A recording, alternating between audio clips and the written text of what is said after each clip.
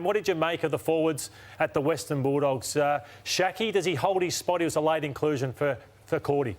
Yeah, if you said to me you'd get 5 goals out of Norton and Shaki in conditions like that in Tassie, absolutely you would have taken that, and then the 4-goal bonus you get from Cody Weightman. I think he does. One thing he does really well, Lloyd, and I know you're strong on this, he's a beautiful shot for goal. So he only needs 5 or 6 kicks and he doesn't often make a mistake there, which is a really steady, calming influence. But I think they go this way again, don't they, next week? You wouldn't change this side? Yeah, I would as well. I thought he was really impressive.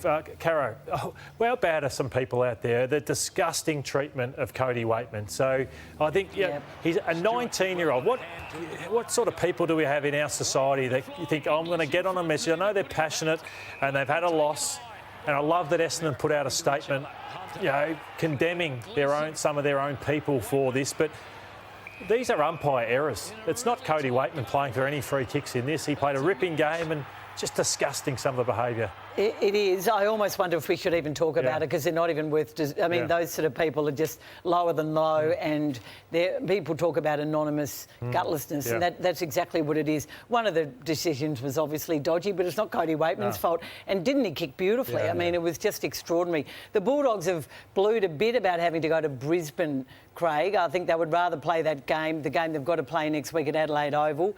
Then they didn't want to play it at night, obviously. If they do win, they want to get back to Perth on the Saturday as well. So creating a few headaches for the AFL, but I guess that game probably now twilight on Saturday at the Gabba, and it's a high-pressure game for the Lions. And their preparation's pretty good here in Tasmania. They're not bad conditions that they've got in an environment before getting into Brisbane. I was watching the game here yesterday, Caro and Kane and Matthew, and my mind went to Tim English. This was a prodigy young ruckman who was going to be the next big thing at the Bulldogs. They just do not want to ruck him. This has been going on all year, and we've talked about it on Footy Classified. Even in a big final, Lewis Young's preferred. This is a kid who 3-4 years ago was going to be the next big thing.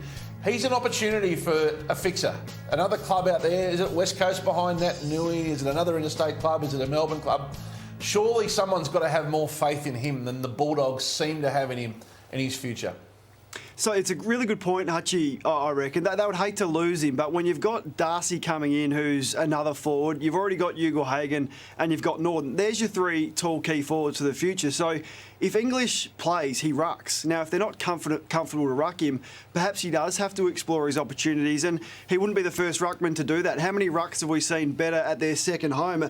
Nankervis, Hickey's been to multiple clubs. I think Lycett is a better player at Port Adelaide than what he was with the opportunities at West Coast. So it's one that would be up to him, because the Dogs wouldn't want to lose him, but it's a good thought that you make. We've seen what's happened with Alira and what he has done for Port Adelaide. I think it's a great call, Hutchie, with Darcy coming through and Ugle-Hagan, as Kane just said, that a side who can go, OK, can we get a massive win here, could take us to the promised land. Well, Tim English, he's only going to get better. I think he's a star, Tim English, and just maybe forced out of the positions he needs to play at the Western Bulldogs.